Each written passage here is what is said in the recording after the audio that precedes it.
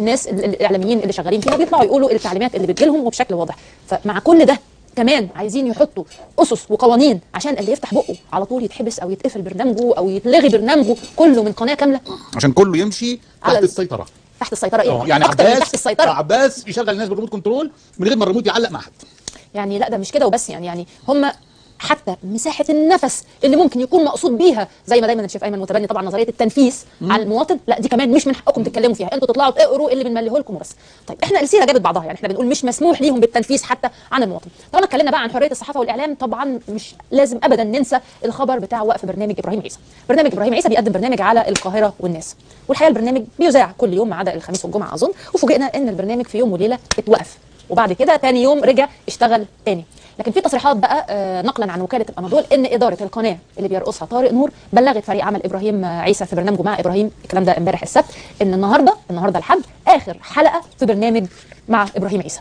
يعني النهارده الحد كده هتكون اخر حلقه في البرنامج. طبعا الكلام ده بدون ذكر اسباب، وان الاداره بلغت فريق الاعداد بانها طبعا بصدد انها تطلع بيان بيشرح فيه اسباب وقف البرنامج في خلال الساعات المقبله. ومن المنتظر ان قناه القاهره والناس تعرض الحلقه الاخيره من البرنامج النهارده، وهتكون مسجله ومعموله عن حصاد العام 2016 وفق طبعا نفس المصدر. والحقيقه نفكر حضراتكم بالحمله اللي اتعملت على ابراهيم عيسى سببها ايه وليه؟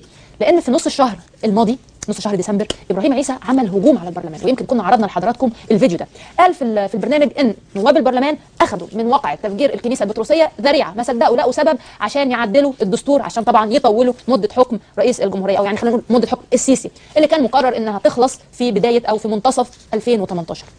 بعدها مجدي العجاتي اكد، وان مجدي العجاتي ده بالظبط وزير الشؤون القانونيه في مجلس النواب، اكد في تصريحات صحفيه ان الحكومه ستتخذ موقفا تجاه قناه القاهره والناس بسبب تجاوزات الاعلامي ابراهيم عيسى ضد البرلمان.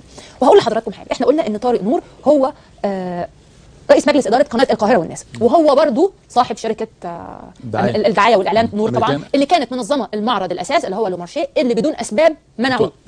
دلوقتي بدانا يبقى في صلح، فبرنامج ابراهيم عيسى اتوقف عشان زعل البرلمان وعشان زعل الحكومه، وقال تصريحات حقيقيه لكنها غير مرضي عنها. وكمان المعرض بتاع اللومارشيه ده او المعرض بتاع الاساس السنوي اللي بينظمه طارق نور اتحدد له ميعاد في يناير اللي جاي.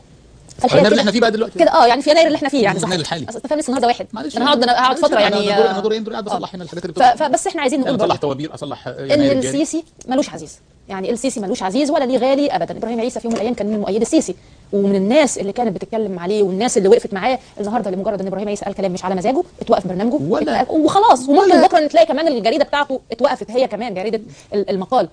وطارق نور بينفذ تعليمات، وقف البرنامج ده عشان احنا وقفنا لك معرض عيني، البرنامج اضغط هنا عشان تلاقي هنا. فالحقيقه يعني احنا ماشيين في منظومه انا مش عارفه يتقال عليها ايه بصراحه، يعني وطينه ايه، لا خلينا نقولها بحاجه حقيقيه، يعني شغل عصابات. ده بالظبط، ده شغل عصابات، ده شغل عصابات، مش شغل حكومه ونظام حاكم ودوله، لا ده شغل احنا لو في دوله مؤسسات بجد، يعني خلينا نقول ان لو عندنا دوله مؤسسات، لو عندنا قانون كان مثلا ابراهيم عيسى هنفترض ان كان في تجاوز في برنامجه، يبقى في تحقيق، يبقى في عدل، انما يجي قرار موسوسات مش مؤسسات. لا حاجه فعلا صعبه جدا يعني. ده يوسوس على ده وده يوسوس لده، هي دي بتضرب كده. لكن مؤسسات مفيش غير هو واحد دي ريموت كنترول، اعمل ياض اقعد ياض قوم ياض. لا مش هي كده، لما واحد اللي بيدير دي ما اسمهاش مؤسسات ولا موسوسات، دي اسمها طابونه، واحد عنده طابونه وبيديرها على مزاجه. طب وبما اننا بقى جبنا سيره العصابات وجبنا سيره الحاجات الصعبه، يعني خلونا ناخد خبر اقتصادي معانا النهارده، وهو بيتكلم عن ديون مصر. والخبر مع الاسف بيقول ان ديون مصر ارتفعت ل 8.7 مليار دولار في 6 شهور. الكلام ده قاله مصدر مسؤول في وزاره الماليه، ان الدين الخارجي المصري لمصر ارتفع بنحو 8 مليارات و75 مليار دولار في الاشهر السته الاخيره. ده طبعا جراء الباب من امام الاقتراض من المؤسسات والجهات الماليه العالميه. المسؤول اوضح ان هذه الديون موزعه بواقع مليار دولار من بنك التنميه والافريقي على شريحتين، ومليار دولار وديعه اماراتيه، و2 مليار دولار دي وديعه سعوديه، ومليار دولار من البنك الدولي. ده غير طبعا الشريحه الاولى اللي تم استلامها كقرض، القرض بتاعه صندوق النقد الدولي، وكانت قيمته 2.75 مليار دولار، 75%. المسؤولين اعتبروا ان الدين الخارجي امن، يعني خاصه ان عبئه على الخزانه العامه منخفض مقارنه بالدين المحلي اللي ارتفعت قيمته وقيمه الفوائد عليه بصوره كبيره. وقالوا ان ما زلنا في الحدود الامنه عالميا فيما يخص الدين الخارجي، وسنعمل على الحصول على اتفاقيات تمويليه في اقرب فرصه. يعني بيحاولوا ان هم يقترضوا 10 مليار دولار خلال عام 2017 و2018. والحقيقه الشيء المحزن ان احنا طول الوقت ما بنسمعش غير ان مصر بتقترض، مصر بتستلف، مصر عايزه اعانه، مصر عايزه معونه، مصر بتشحت، مصر عايزه الفكه، مصر طول الوقت مصر ما بقتش تدي ابدا، مصر طول الوقت عايزه. فيعني فعلا بقت حاجه مؤسفه، ديون عماله تزيد علينا كل شويه، يقول لك احنا لسه في المرحله الامنه، طيب اخذنا اي خطوات ان احنا نفضل في المرحله الامنه، ولا مستنيين ان احنا لما نوصل للمرحله الغير امنه ونقول لك ها ايه تاني، ما تاكلوش وما تشربوش وما تناموش، جوعوا واعطشوا عشان مصر؟ ماشي، لو الناس هتجوع وهتعطش عشان مصر موافقين ومرحبين جدا، بس يحسوا ان في فرق. مش عشان عصابه لكن هي اللي تنهب في كروشها كل حاجه، وفي الاخر الناس تقعد على العافيه وطالع عينيها ومطحونه ومش عارفه حتى توفر قوت يومها. مش عارفين الموضوع اخره كده اهو، اذلال شعب وافقار دوله، اذلال شعب وافقار دوله. هيذلوا الشعب اللي إيه بيفكر أكتر في من يوم كده؟ يقول انا عايز ابقى حر وفي عداله اجتماعيه، عيش كرامه حريه وعداله اجتماعيه، ده لازم يتذل عشان ما يفكرش في الموضوع ده تاني. والدوله دي لازم تبقى فقيره وتبقى على البلاط عشان منسحقة؟ لا. جارتها تعيش امنه. جارتها شفت الدخله دي فكرتني برضو كده بدخله العصابات. عشان جارتها اللي عامله معاها سلام دافي تعيش في امان وتعيش مطمئنه ان محور العالم العربي كله هي مصر، مش هتقوم لها قومه ابدا. لا هتقوم لها ان شاء الله. ده التفكير تفكيرهم هم، وده التخطيط اللي هم بيخططوه. وما يحدث الان لا يبعد عن المحورين دول، اذلال الشعب اللي قام بثوره، ورقم 2 افقار الدوله لتعيش جارتها امنه. شكرا، انا هقعد على الكرسي. قعدت على الكرسي. أنا هقعد على الكرسي. طب يعني اتمنى لك مشاهده ممتعه بقى مع الفيديوهات. طلع لك الفيديوهات. يلا الفيديو.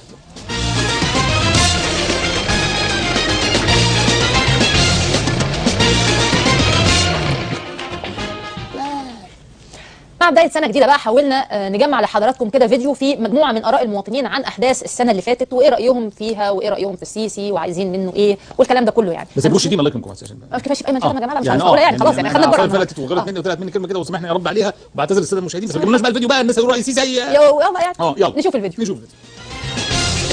قرار خدته الحكومه اسعار خلال الاسعار، واكبر قرار خطأت فيه الحكومه رفع الجمارك من 40% ل 25 للقيمه المضافه. انا والله ما عارف لحد امتى هتنى الموضوع ده. الشعب بيموت، الشعب بيموت من الغلا. طبعا رفع اسعار السولر، القيمه المضافه، هو كل قرارات الحكومه اثرت على حياتنا كلها، مش عايز اقول يعني. هو كل قرارات اتخذت الحكومه غلط، كل قرار اتخذ جاب نتيجه عكسيه على الشعب المصري، كل قرارات اتخذت لصالح شله من عصابه ماسكه البلد. اولا القيمه المضافه اثر سلبا على ارتفاع الاسعار، تحرير سعر الجنيه اثر سلبا على ارتفاع الاسعار بطريقه رهيبه، ولسه في ارتفاعات واضح ان هي جايه تاني. ارتفاع سعر السولر والبنزين والمشتقات البتروليه اثر سلبا على المواطن. التدخل بقانون في قانون الخدمه المدنيه اثر على الموظفين ده. شايفه مع السيسي هتبقى سنه سوداء ان شاء الله، هذا اللي اقدر اقول. ان بيقول لك صندوق النقد الدولي وافق تاني، ففي موجه غلاء تاني. الناس هتعمل ايه؟ واحد 5 عيال، يعني اسره بتتكون من 5 عيال، هيجيب ايه؟ ولا مرتبه هيكفي ايه؟ ولا هيضيع ايه؟ ولا يصرف ايه؟ ولا مدارس ايه؟ ولا كليات ايه؟ يعني يرحمونا شويه، حرام والله. كلمته النهارده بتقول مش هعمل حاجه حلوه للشعب، الحاجه الحلوه دي انت عايزها دلوقتي. عايز يمشي كاس عالم، يخاف انا شويه، يخاف والنبي. دي حاجه حلوه للشعب. رخص الاكل اهم حاجه، الناس مش قادره. الناس هتحط فوق مستنيه طبعا اسمك العداء وما دام خلاص كده احنا فاكر كده ميت وبعد اللي فوق بيمسك تحت.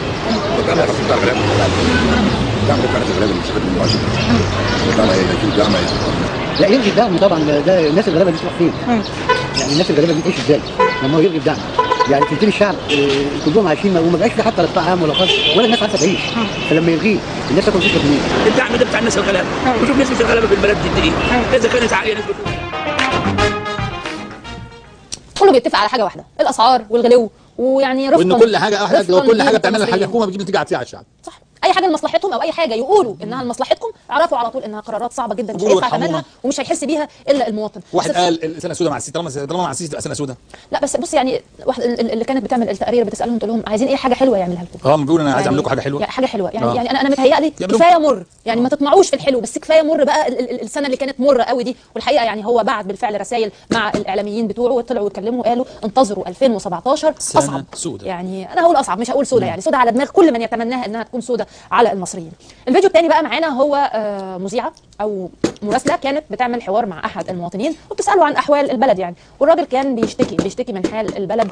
ففي واحده ست سيساويه كده قطعت الحوار ده وقالت رايها. خلونا نشوف مع حضراتكم حصل ايه وكلمت وقالت ايه.